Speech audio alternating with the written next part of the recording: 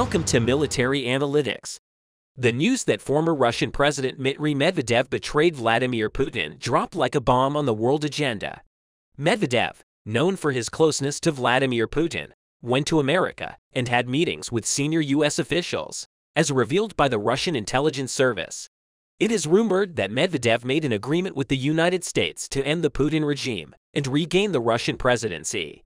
Dmitry Medvedev, who held the position of Russian president for many years before being forced to resign by Vladimir Putin, has now lost all credibility. Vladimir Putin managed to remove all obstacles to Dmitry Medvedev's removal by cooperating with opposition leaders at the time. Now, Russian intelligence service officials are sharing documents indicating that Medvedev is collaborating with the United States to restore his former reputation and overthrow the Putin regime. Medvedev, who has not appeared in front of the cameras for weeks, has aroused suspicion. The news of Medvedev's betrayal, rumored to have taken place in a secret meeting with senior American officials, has created great panic in the Kremlin palace. Russian Foreign Minister Sergei Lavrov accused Medvedev of treason, sharing documents and data obtained by the Russian intelligence service. As the war between Russia and Ukraine continues unabated, Vladimir Putin has banned any negative reporting on the war and the failures of the Russian army on Ukrainian soil. However, former Prime Minister Dmitry Medvedev broke all these prohibitions a few months ago and surprised everyone with his statements about the losses of the Russian army on Ukrainian soil and the depletion of Russian army inventory. Medvedev said that the Russian people should not be prevented from learning the facts on the ground in Ukraine and confirmed the Ukrainian government's data on the war. At the same time, he stated that more than 70% of the inventory used by the Russian army has been exhausted. And if this continues, Russian soldiers will start to suffer from a shortage of weapons and ammunition. Medvedev's statements drew a great reaction from many senior Kremlin officials, especially Putin. Responding to these statements, Russian Defense Minister Shoigu denied Medvedev, stating that there was no such thing and that these data were not known to Medvedev and were kept as a state secret. Months after Medvedev's statements, the Russian intelligence service stated that Medvedev was working against Russia and that Medvedev had traveled to the United States on a private plane. Intelligence service officials say they have precise information that Medvedev was picked up from Sochi airport by a private plane. After this statement by the Russian intelligence service, Putin held a meeting at the Kremlin palace and gathered special names such as Russian Defense Minister Shoigu and Russian Chief of General Staff Valery Gerasimov. The fact that Medvedev has not been seen for weeks has confirmed these statements of the Russian intelligence service. The fact that Medvedev, who was forced to resign by Vladimir Putin, was accused of such betrayal, created a big agenda in Russia. Shortly after this meeting held in the Kremlin palace, Russian Foreign Minister Sergei Lavrov made a statement with the information he had obtained and wanted to prove to all of Russia that Dmitry Medvedev was a traitor, stating that there were 20 bank accounts belonging to Dmitry Medvedev. Minister Lavrov stated that there is a very high flow of money into these accounts and that all of this money flow is provided from US-based banks. Sharing the money flows to Medvedev's accounts with their receipts, Minister Lavrov claimed that Medvedev was in an agreement with the US. The main point of curiosity was what Medvedev did with this money coming from the US and what kind of agreement he was in with the US. Shortly after, Russian Defense Ministry spokesman Igor Konashenkov clarified this issue. Konashenkov said that they thought that most of the riots and protests that have recently started to increase within the borders of Russia were instigated by anti-war people. But they realized that the situation was much different. Defense Ministry spokesman Konashenkov said that most of these protests were initiated by organizations supported by Medvedev. It seems that former leader Medvedev has made great efforts to increase the number of anti-Putin organizations by providing financial support to these organizations. Medvedev is trying to undermine Putin's authority by organizing large-scale protests in certain regions of Russia. According to Konashenkov, every Russian citizen who becomes a member of the organization is paid a monthly fee. All the members of this organization have to do is to create a spark to organize large-scale protests in major cities such as Moscow and St. Petersburg. In this way, the public, filled with anger against Vladimir Putin, would support these protests initiated by these organizations in a short time. Although the Russian people were not aware that these protests were initiated by organizations supported by Dmitry Medvedev, this information, which was revealed as a result of the intensive work of the Russian intelligence service, seems to bring an end to Dmitry Medvedev's influence in Russia.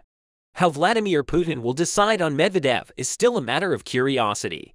Why such a thing happened continues to be discussed by many expert researchers. However, the main reason at the moment was that Dmitry Medvedev was forced to resign. According to information obtained from sources close to the Kremlin, Vladimir Putin was warned that Dmitry Medvedev had crossed boundaries and could pose a major threat in the future.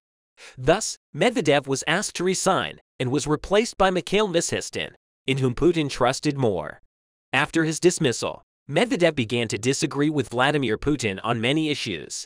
The most prominent of these is the war between Russia and Ukraine.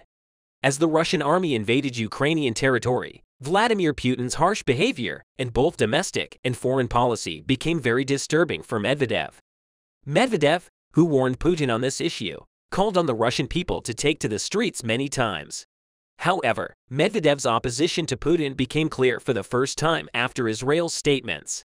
The Russian army, which suffered a great loss of power as the war progressed, began to worry Vladimir Putin, thanks to the support provided by the US and Western countries to the Ukrainian army. The Ukrainian army was almost rebuilt. Zelensky, who managed to equalize the situation thanks to the technological and modern weapons sent to the Ukrainian army, managed to regain many regions occupied by the Russian army. As the Russian army started to suffer great losses, Putin started to threaten the allied countries of Ukraine and pursued a very aggressive policy. As the US and Western companies started to withdraw from Russia, Putin, who put his natural gas weapon into action, started to threaten Western countries that depended on him in terms of energy. Putin threatened to cut off the flow of natural gas to many Western countries, especially Germany, but failed to achieve the desired result. On the contrary, the German government stated that they would not give in to Russia's threats and continue to provide military equipment to the Ukrainian army. Germany, which not only provided weapons and ammunition but also sent tanks to the Ukrainian army, almost challenged Russia. However, the latest statements made by Israeli Prime Minister Netanyahu have angered Vladimir Putin. Israeli Prime Minister Netanyahu made statements that they are continuing operations to prevent Iran from providing military support to Russia. While Putin reacted quite harshly to the situation, Medvedev was quite moderate on this issue, stating that every country can support any country at once and that Russia cannot intervene in this. Medvedev stated that there is no harm in Israel supporting Ukraine. Thus, it became clear that Dmitry Medvedev had changed sides a long time ago and was working against Putin. The Ukrainian war continues with fierce fighting in the east of the country. The tension in the Donetsk region doesn't drop for a minute. The city of Bakhmut in the Donetsk region is the focal point of both countries. The most ambitious operation of Ukraine's war against Russia relies not only on the lives of the soldiers, but also on the self-confidence of the military and billions of dollars in Western support. Kiev is making gains on the front lines and at critical points as the countdown continues for Ukraine's long-awaited spring counteroffensive. Although these gains are relatively small, they do manage to demoralize the Russian troops. The Russian soldiers whose psychology has been turned upside down by the protracted war are being squeezed into a corner with the latest operations. What has been happening in the last days of the Ukraine war? Let's take a closer look at it together. In the past day, Donetsk became the target of bombardment by the armed forces of Ukraine. According to local sources, the main blow was directed at the area where the train station is located. The train station forms an important transportation network for the city. Any attack on the station could seriously disrupt communications and transportation. It is also known that Russia frequently uses train lines for ammunition supply. Damage to these lines could deeply shake Russian logistics. The reason for the Ukrainian armed forces targeting train stations may be to disrupt Russian logistics. On the other hand, it's not known what kind of weapons the attack was carried out with. However, the intensity of the explosion was quite strong.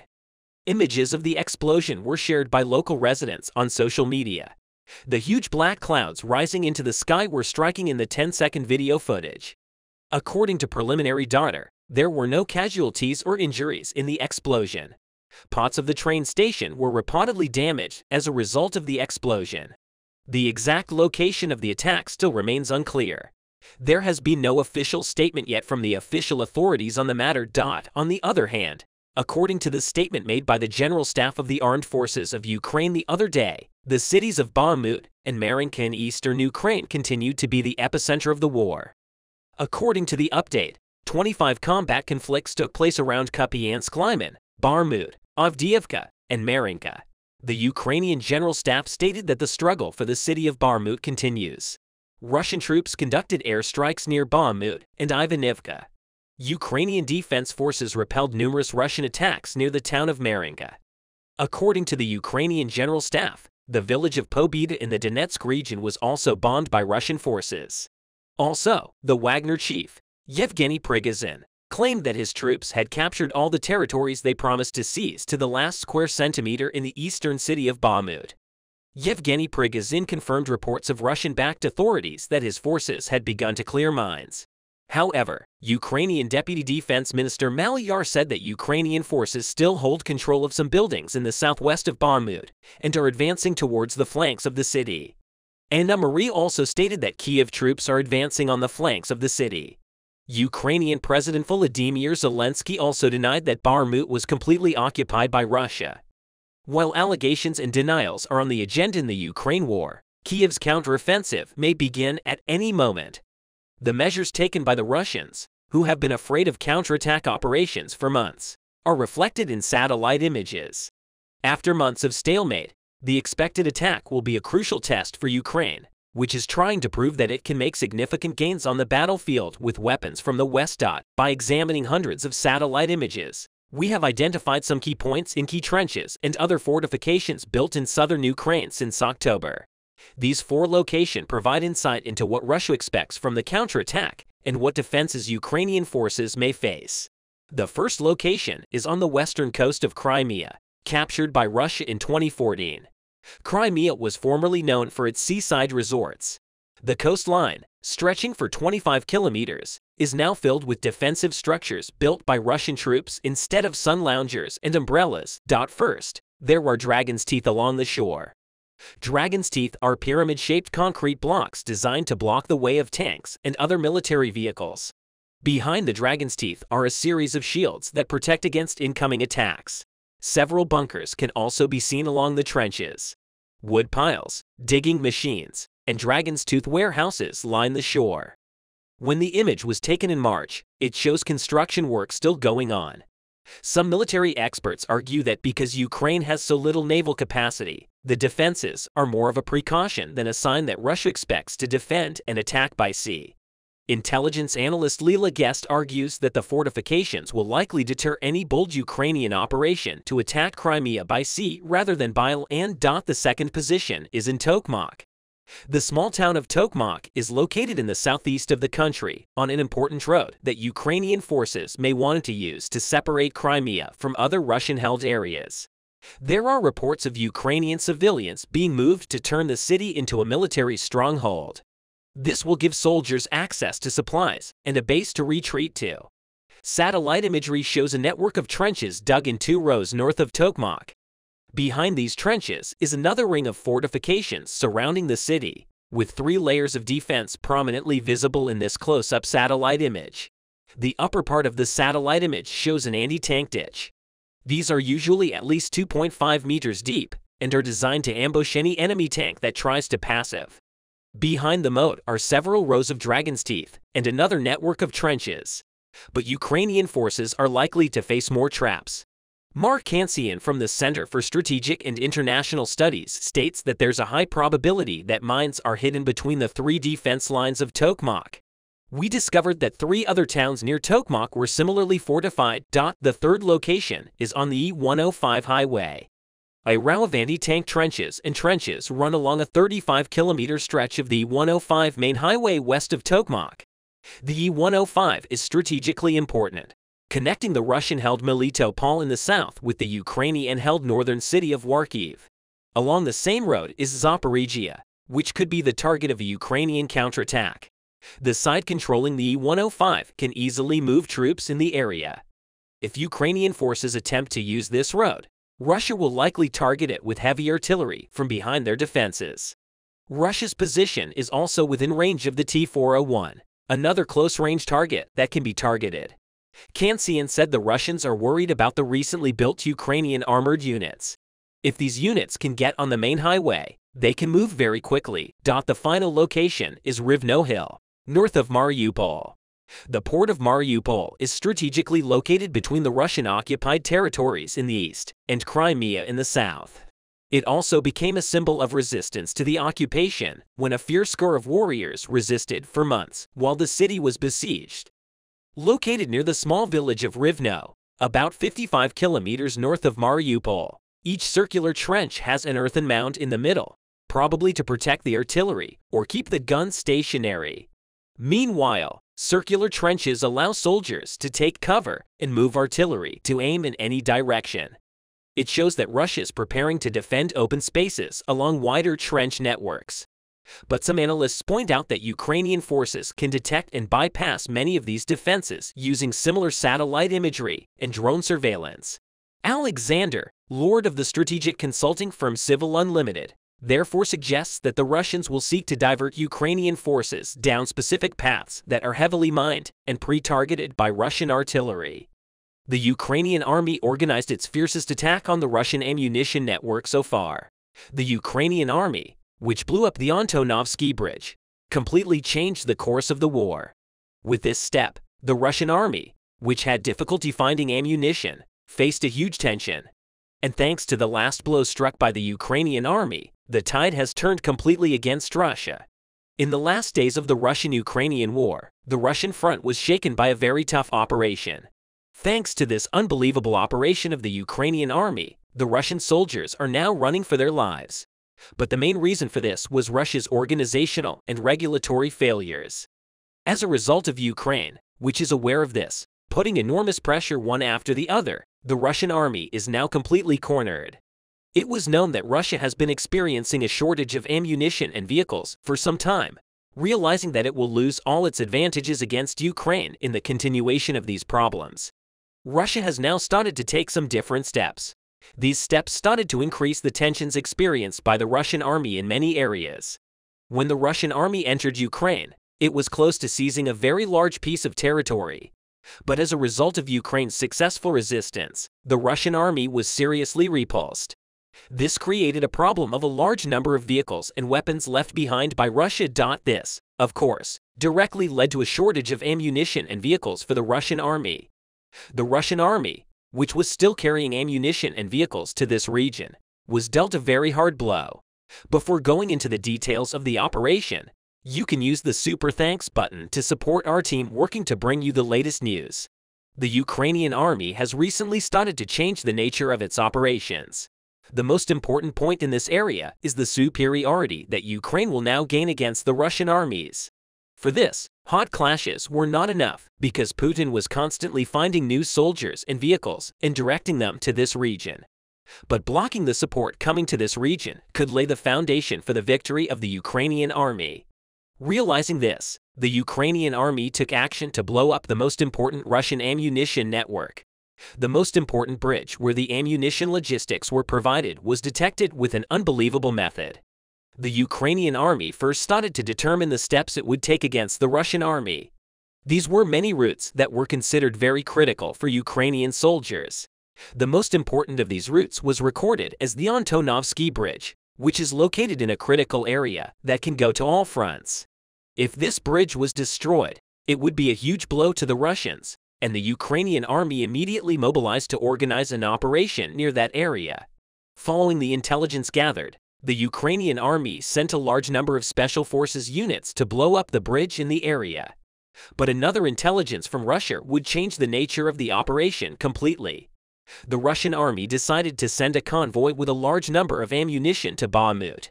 The part that this convoy would pass through shocked the Ukrainian army. The Russian army was going to send a convoy to Bakhmut over the Antonovsky Bridge. Hearing this, the Ukrainian special forces decided to keep it there. Then the sound of the Russian army convoy coming towards that area was heard. The unbelievable operation started for Ukrainian soldiers. Ukrainian special forces had completely covered the Antonovsky Bridge with force. When they saw the Russian convoy approaching, they immediately hit the armored vehicle. at the front of the Russian convoy was blown up by the Ukrainian army with a rocket launcher at the exit of the bridge. In response, the Russian army did not know what to do. Another big surprise came to the Russians, who were positioned to engage in a confrontation. The Ukrainian army started to detonate the C4s on the piers of the bridge. Surprise! The Russian soldiers began to flee back towards Russia. This action once again showed the whole world how much superiority Ukraine has over the Russian army. When the Ukrainian army detonated the bombs, the bridge was washed away. Most of the Russian soldiers had already fled back, but the ammunition in the convoy was completely destroyed, and the Ukrainian army won a huge victory and gained strategic superiority. It has also shown once again how quickly the Ukrainian soldiers can achieve victory. If things continue like this, the Ukrainian army will gain more and more advantages, and Russia has no position left against Ukraine. But Putin has been defeated not only in this respect, but also in a very different respect against Ukraine due to Russia's political instability and numerous problems in recent times. Other countries have begun to take cover against Putin one after the other. This situation has exposed Putin's instability like a day in the sun. Thanks to this Russian crisis, the Ukrainian army is now ahead in many areas and has gained a huge political advantage. This superiority will now allow the Ukrainian army to face a very big victory, and it will bring the tension with the Russian army to a different point.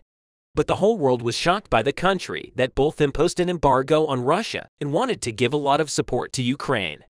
It turned out that there was a lot of reaction to Putin, not only from the Western Bloc, but also from the Eastern Bloc. Many countries considered to be the backbone of the world's economy have mobilized to hold a meeting. The G7 countries are capable of deciding the fate of the world in many areas.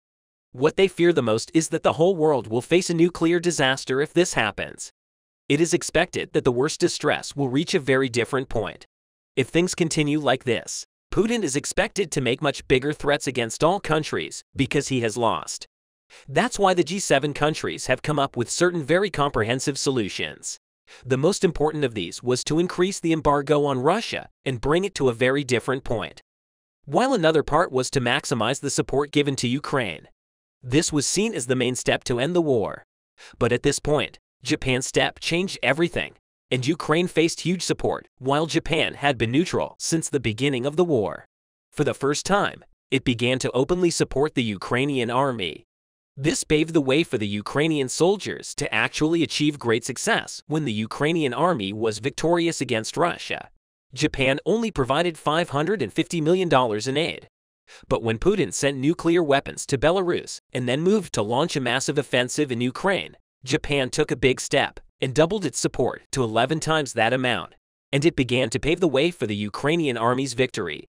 This amount of support was recorded as the amount needed for Ukraine to expel the Russians from its territory. The comments of war analysts on this issue echoed all over the world because for the first time, a country from the Eastern Bloc had also expressed very clearly that it was on the side of Ukraine, and this revealed the sad state of the authority of fear that was established in that region, first by the Soviets and then by Russia. According to war analysts, the Ukrainian army is in a position to make breakthroughs in many areas. If this continues, it is possible to say that the victory of the Ukrainian army is now as close as possible, and to see how important the situation is. It is worth remembering that the Russian army has never been defeated in this region. This war, which Putin entered by saying that it would be over in about 2 weeks, has now become unmanageable for Russia. And if Ukraine wins this war, it is only a matter of time before Russian troops withdraw and many satellite countries rise up against Russia. And things have reached a point where it is going to become a very big crisis for Russia and Putin. Thank you for watching us.